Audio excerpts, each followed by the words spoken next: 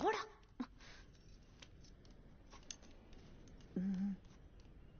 அப்பா ஒரு முக்கியமான விஷயம் பேசணும்ப்பா. சொல்லு. லைஃப் மேட்டர்ப்பா. வா உட்கார். போடா.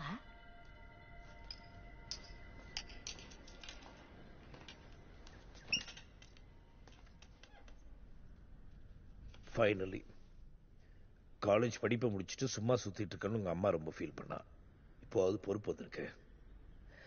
நம்ம கம்பெனிக்கு மொத்தம் 12 பிரான்ச். மொக்கா போடாதப்பா.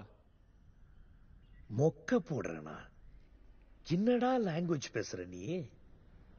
ஏடா கான்வென்ட்ல படிக்கும் போது பக்கத்து கிரவுண்ட்ல போய் கிரிக்கெட் ஆடிட்டு வருவேன்னு போவேன். அங்க போய் என்ன கத்துக்கிட்டேன்னு தெரியல. எப்ப பாரு மொக்க பங்கா அட்டு கத்துன்னு. நான் ஒரு பொண்ணை கல்யாணம் பண்ணிக்கணும்ப்பா. ஸ்டேட்டவே கல்யாணமா? இந்த லவ்வுக்கு அதெல்லாம் இல்லையா? 5 வருஷமா இருந்துச்சு, இப்ப கல்யாணத்துக்கு வந்துருச்சு. தெரியாது. அந்த பொண்ணு வீட்டுல தெரியும். ஒத்துக்கலப்பா. நீங்க போய் பேசுங்க. அப்படிலாம் நம்மளால முடியாதுப்பா. அவங்க ஒத்துக்கலன்னா என்னால ஃபோர்ஸ் பண்ண முடியாது. பா, நான் அந்த பொண்ணை லவ் பண்றேன்ப்பா. உனக்கு புரியுதா நான் சொல்றது? கல்யாணம் பண்ணிக்கணும்ப்பா. அப்படி நீ கண்டிப்பா கல்யாணம் பண்ணிக்கணும்னா பண்ணிக்க. உன் இஷ்டம். அதுக்கப்புறம் இங்க இருக்க கூடாது. வெளியே போயிடணும். எங்க?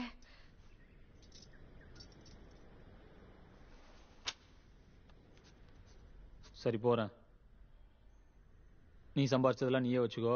தாத்தா சொத்தெல்லாம் கொடு. டேய் என்னடா பேசுற?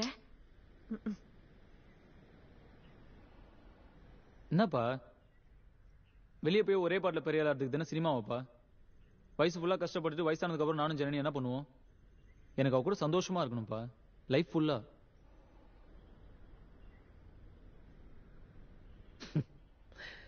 யாருடா அந்த பொண்ணு? ஒரு பொண்ணுப்பா. பொண்ணுதான். அதுல எனக்கு ஒன்றும் சந்தேகம் இல்லை. யார் அந்த பொண்ணு? ஜனனிப்பா. நல்ல பொண்ணுப்பா. நம்ம வீட்டுக்கு நல்லா இருப்பா. நல்லா சமைப்பாப்பா.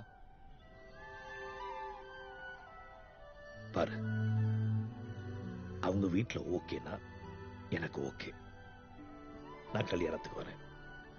அப்படி இல்லைன்னா நீ கல்யாணம் பண்ணிக்க. உன்னோட லைஃப்.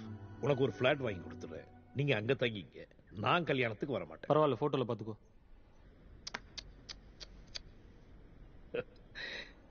டேய், யாருடா அந்த பொண்ணு?